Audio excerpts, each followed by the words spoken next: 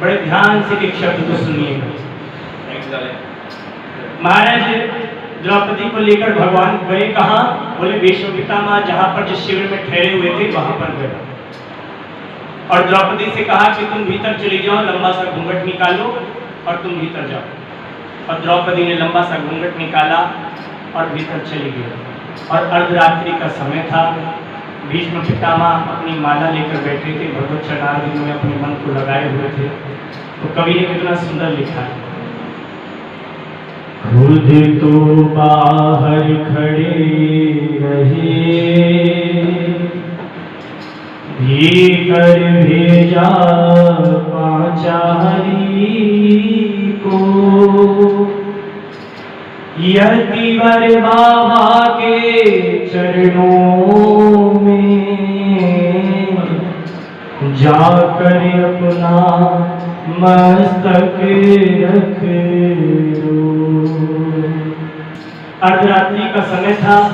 भीष्म पितामह तो ध्यान में बैठे हुए थे। भगवान बाहर खड़े रहे और द्रौपदी से कहा तुम भीतर जाओ। और जब द्रौपदी भीतर गई तो क्या देखा? बाबा ने देखा चरणों में झुकती कोई सधवा नारी है, सधवापन को दर्शाती तन पर रंगी साड़ी है। बाबा को लगा कि कोई स्त्री आई है, वो झुकी है पीछे। इतना ध्यान नहीं दिया। हम लोग तो जब भजन करते हैं तो आसपास में पूरा ध्यान होता है, कोई कौन आ रहा है कौन जा रहा है, लेकिन भीष्म पितामह का मन अपने अपने ध्यान में था। उनको बस ऐसा लगा कि कोई स्त्री आई है। और अर्धरात्रि की बेला में बाबा की लगी समाधि थी। बाबा की समाधि लगी थी तो आकर जैसी द्रौपदी झुकी तो ये तो लगा कि कोई आई है। और बाबा ने देखा चरणों में झुकती कोई सधवा नारी है, सधवापन को दर्शाती तन पर रंगी साड़ी है। आशीर्वाद मुख से निकला सौभाग्यवती तू रह बेटी, मेहंदी का सुरंग ये हाथों से ते कभी नहीं छूटे बेटी।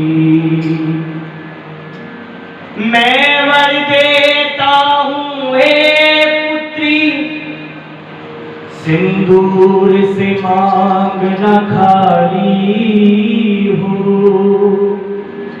सौभाग्य तुम्हारा अमर रहे, तू पुत्र कुमारों वाली हो। सहज ही भीतर से आशीर्वाद निकला कि ना तुम्हारे हाथों की ये मेहंदी का जो रंग है ये कभी छूटे नहीं, सभी सिंदूर से मांग खाली ना हो। और सुन कर द्रौपदी ये बोल उठी, बाबा ये क्या फरमाते हो, अब कह बैठे तो और कहो, तुम सत्यव्रती कहलाते हो। मेरे पांचों पतियों में से यदि एक भी मारा जाएगा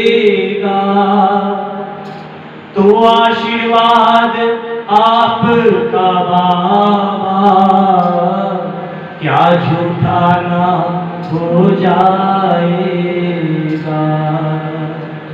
आप मुझे आशीर्वाद दे रहे हैं लेकिन बाबा आप ही बताइए, आपने ही वचन लिया है कि कल मैं एक पांडव को मार दूंगा, और अभी आप आशीर्वाद दे रहे हैं कि तू सौभाग्यवती रहे। अब महाराज आप तो सत्यव्रती हैं। तो भीष्म पितामह की आंखें खुली। अब आया होश पितामह को, हाथों से माला छूट गई, हरि के चरणों में लगी हुई, वो सहज समाधि टूट गई। महाराज जब द्रौपदी ने ये कहा तो भीष्म पितामह के हाथों में जो माला थी वो माला छूट गई, और आंखें चौंक गए, और आंखें खोलकर देखा द्रौपदी। बोले बेटी तेरे प्रश्नों का उत्तर पीछे दे पाऊंगा, कल होगा क्या रणभूमि में, निर्णय पीछे ले पाऊंगा। एक बात खटकती है मुझको, भीष्म पितामह बोले। द्रौपदी को जब सामने देखा तो समझ गए और कहने लगे कि एक बात खटकती है मुझको, आश्चर्यचकित है कर डाला। बोलो बेटी वो कहाँ छुपा, इस समय यहाँ लाने वाला। मैं जानता हूं तुम यहाँ खुद नहीं आई, तुम यहाँ कोई तुम्हें लेकर आया है, वो कहाँ छुपा है। और भीष्म पितामह बोले के बूढ़ा होने को आया है, पर अब तक गई नहीं चोरी, नित नई नीतियां रचता है, तेरी चोरी मेरी चोरी। आगे बढ़कर जब देखा तो भीष्म पितामह ने द्रौपदी से कहा मुझे शक होता है, तेरे को देखकर बड़ा आश्चर्यचकित हूं, मुझे बता जो तुझे लेकर आया है वो कहाँ है। द्रौपदी ने कहा कि आइए, और लेकर चली द्रौपदी, और दहलीज पर पहुंची तो क्या देखा। आगे बढ़कर जब देखा तो ड्योढ़ी का रंग निराला था, पीतांबर का घूंघट ओढ़े,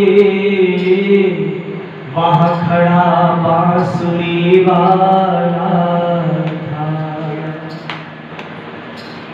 कहते हैं द्रौपदी का जूता था पीतांबर के कोने में, यहाँ लगे कन्हैया हंसने में, और लगे पितामह रोने। चरणों से जाकर लिपटे गए, छलिया छलने को आया है, भक्तों के कारण देखो, अरे दासी रूप बनाया है। और आंखों से झरझर आंखों से आंसू बह रहे हैं, और द्रौपदी के सर पर अपने दोनों हाथ रखकर बोले, ओ द्रुपद सुता मेरी पुत्री, तूने कुल पवित्र है कर डाला, पहरा देता जो है तेरा, वो जगत है रचाने वाला। जाओ बेटी निश्चिंत रहो, अब निश्चय विजय तुम्हारी है। पतियों का बाल क्यों बाका हो, जब रक्षक कृष्ण मुरारी है। जब रक्षक कृष्ण मुरारी